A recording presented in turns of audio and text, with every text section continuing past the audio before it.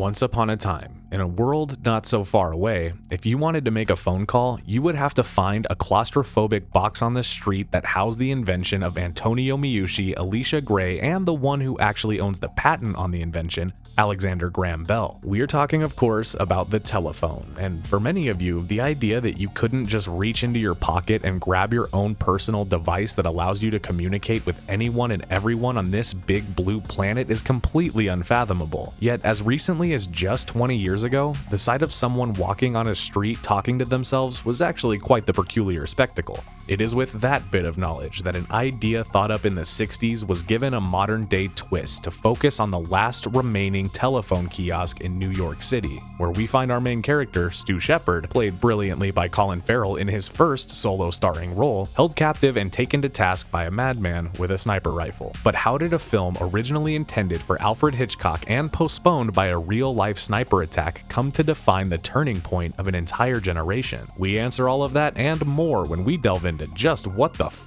happened to this movie.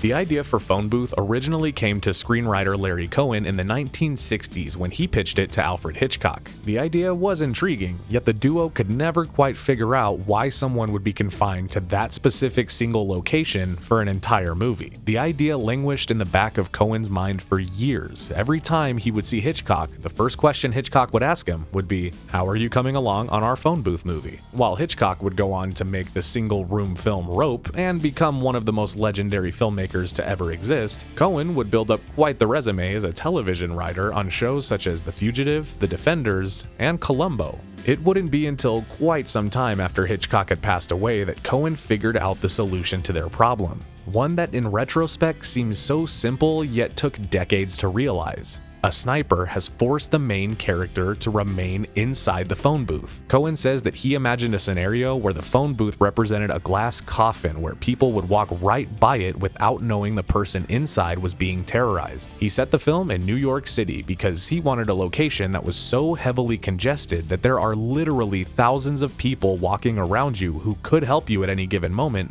but choose not to. They ignore you and just keep walking. Once Cohen had figured out the where and the why, he was able to write the script in less than a month, yet getting the script to sell proved to be a bit more difficult. So, Cohen did what any screenwriter would do and wrote another screenplay. This one was about a young man who receives a phone call from a woman who has been taken hostage. Cohen would title the screenplay Cellular and present it to his friends for feedback. Cohen told them that he felt this screenplay was the exact opposite of Phone Booth, as that script was about a man confined to one space with a phone, while Cellular was about a man who could go anywhere with his phone. However, his friends told him that he had actually written the exact same script twice. Of course, it wouldn't matter, as both scripts eventually did sell and would become the two biggest hits of his entire career. Once the script to Phone Booth did sell, the hunt was on for a director that could bring some of those Hitchcock vibes to the story, and a star that could command the screen considering he's in nearly every shot of the movie. The producers, including David Zucker of Airplane fame, would bring in Joel Schumacher first, who loved the script but ultimately dropped out to go make the film flawless. From there, several prominent directors were brought in, including Steven Spielberg, followed by Mel Gibson, who was going to both direct and star in the film, and came in with some changes, such as making the lead a crooked lawyer instead of a shady publicist. Cohen told Gibson that he hated the idea, but during the course of their meeting, he says Gibson did have some good ideas, which Cohen told Gibson he was going to use whether or not he remained on the project, which Gibson seemed perfectly okay with. The Hughes brothers would be considered, but would ultimately drop out in favor of making From Hell,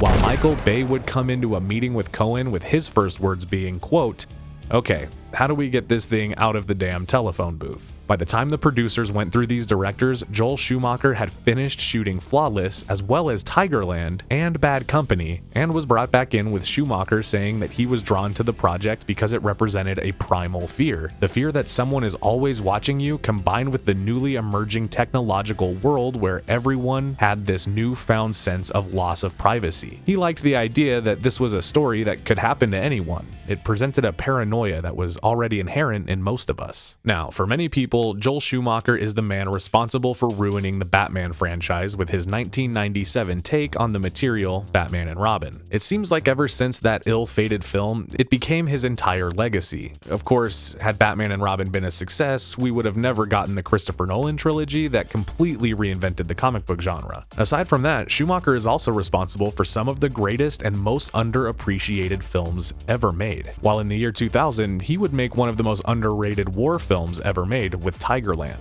And it is that film, Tigerland, where our story of Phone Booth continues. Even after finding their director, the casting process was a long one, as they tried to find an A-list star who could hold the audience's attention while also selling tickets based on their name alone. Names like Mark Wahlberg and Will Smith were offered the role, with Wahlberg turning it down in favor of Planet of the Apes and Smith taking Ali instead. While names like Dustin Hoffman, Al Pacino, and Robin Williams all expressed interest, the studio opted to go for a younger lead role, which could see names like Nicolas Cage and Tom Cruise getting mentioned. But there was one person who was cast in the role, was fitted for wardrobe, and was ready to start filming, but then one night called Joel Schumacher and simply told the filmmaker he couldn't do it. And that actor is Jim Carrey. Schumacher says that it is unheard of for an actor to give up a role for which they've already been cast, but he always thought it was a weird choice for a Jim Carrey movie, with the duo having worked together previously on Batman Forever, so he understood when he dropped out to go make The Majestic. Luckily, Schumacher would hold no ill will, as he would cast Carrey in the film The Number 23 a few years later. But now came the hard part, with A-list actors falling out left and right and the studio becoming a bit worried that the screenplay was to blame.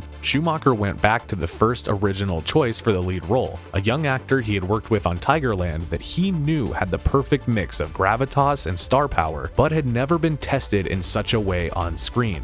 A man by the name of Colin Farrell. Once Carrey fell out, Schumacher took the opportunity to show the studio executives Farrell's performance in Tigerland, which helped change their minds. With Farrell cast as the fast-talking lead, Stu Shepard, it came time to fill the roles around him. For the captain of police, Ed Raimi, the filmmakers originally offered the role to Ray Liotta, who turned it down, with it eventually going to future Oscar winner Forest Whitaker. The role of Stu's wife would go to the star of the hit Australian soap opera Neighbours, Radha Mitchell, while the role of the woman who is the reason Stu is in this particular phone booth to begin with would go to Dawson's Creek star Katie Holmes. Mitchell and Holmes said that they enjoyed both the psychological nature mixed with the twisted humor of the script, while Mitchell would add that even though the film seems to center on Stu, the story is really about how his actions have affected everyone around him. For the role of the almost unseen villain, filmmakers needed someone on the other side of the call with a commanding voice. Robin Williams really wanted to be that voice on the other side of the line, and as did Anthony Hopkins, who promised writer Larry Cohen that he would use his Hannibal Lecter voice. 20th Century Fox passed on both of those names, perhaps for budgetary reasons. So next on the list was Roger Jackson, who you may know if not for his face, but for his iconic voice as Ghostface in Scream. Hello,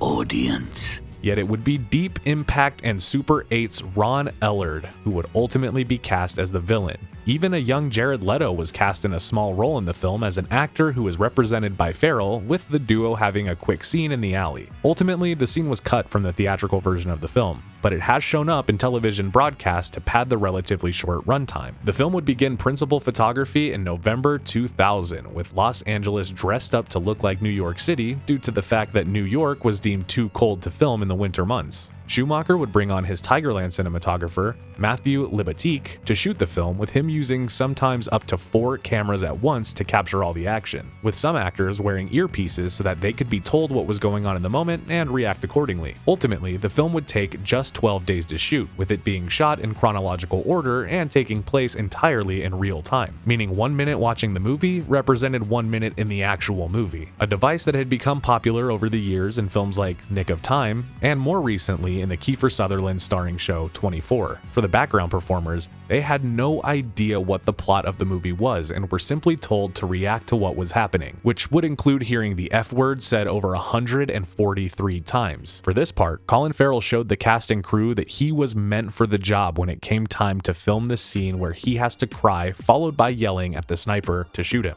Farrell was unable to sleep the night before the big scene, which added to the frenetic performance that he nailed in a single take, which resulted in the entire cast and crew giving him a round of applause after Schumacher called cut.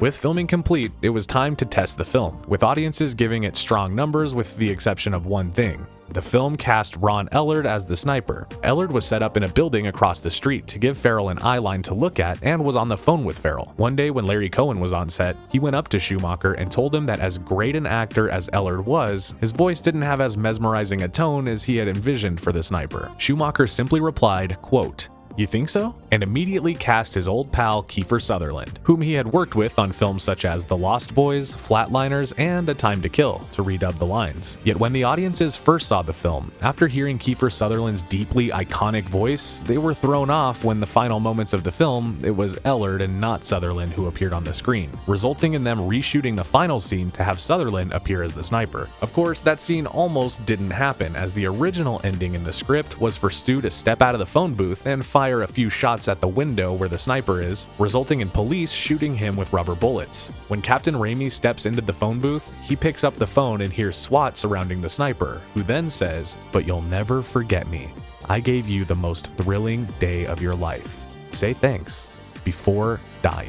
Schumacher says he liked the change ending, allowing the bad guy to walk away unpunished to show that sometimes the bad guy does win. He expected pushback on this ending from the studio, yet never got any. With the film shot and all ready to go, the studio decided to hold on to it for a bit. At the time, Colin Farrell was an up-and-coming star who had several films awaiting release. The studio decided to wait those releases out in hopes that they would become big hits and raise the status of their lead star. Unfortunately, those films were American Outlaws and Heart's War, which made less than $40 million combined at the domestic box office. But there was one more film Farrell had in the pipeline, a big summer blockbuster starring Tom Cruise and directed by Steven Spielberg called Minority Report. With that film set to release in June 2002, the studio felt safe dating Phone Booth as November 2002, in order to capitalize on what would surely be a huge boost for the star status of Colin Farrell. And Minority Report did just that, pulling in nearly $360 million worldwide with a lot of critical reception focused on Farrell's scene-stealing performance. With a solid reception out of the Toronto International Film Festival, where the film first premiered, and a marketing machine already in full tilt readying the film for its November 15, 2002 release, it seemed like Phone Booth was ready to break out big at the box office. But sometimes the real world has other plans. In October 2002, Washington, D.C. and its surrounding areas were rocked by the series of murders dubbed the Beltway sniper attacks, where two men traveled across the country killing 17 people and wounding 10 others, mainly using a long-range sniper rifle from the back of their car. In response to these attacks, and the fact that their film dealt with a person holding someone hostage using a long-range sniper rifle, the studio decided to vacate its November 15th release. So, ultimately released on April 4th, 2003, Phone Booth would finish atop the box office charts with a total first weekend take of $15 million,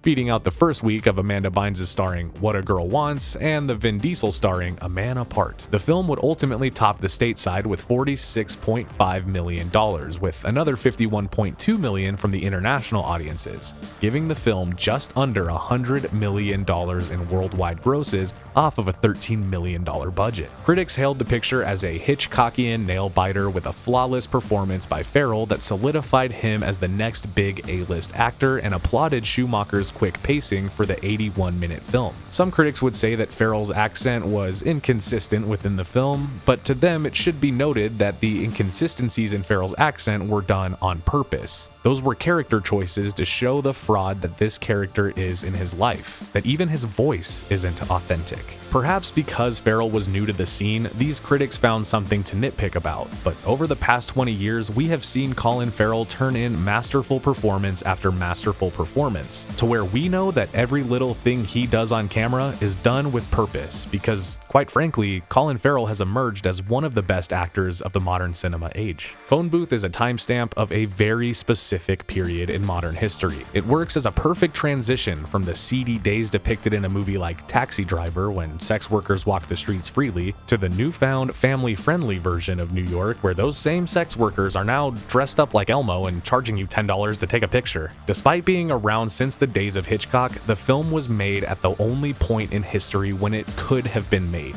Despite being filmed before the events of September 11th, 2001, its release in the aftermath spoke to the new inherent inherent fear we all now lived with. With the rise of cell phones, phone booths became a relic of a forgotten time. But unlike the days of Mount Vesuvius and the city of Pompeii, this moment in time is not a piece of ancient history just relocated into classroom textbooks, but rather a piece of outdated tech that many of us still remember using, with the last remaining phone booth being removed from New York City only as recently as May 23rd, 2022, making even the title of this film outdated. But that's the thing that makes Phone Booth so special. 20 years on, a movie like this should feel outdated, and yet when you watch it, it still feels as fresh and relevant as ever. It works in the same way that films like Die Hard and Speed worked, by trapping our protagonist in a single location and forcing him to deal with a literal gun to his head. It would even inspire other filmmakers such as Wes Craven, who saw the film and was inspired to make Red Eye. While in the year 2010, an Indian language remake was made titled Knockout, and more importantly, it gave Joel Schumacher a much needed hit movie to show that he was far more than just the guy who put nipples on the bat suit. And that, my friends, is what the f*** happened to Phone Booth.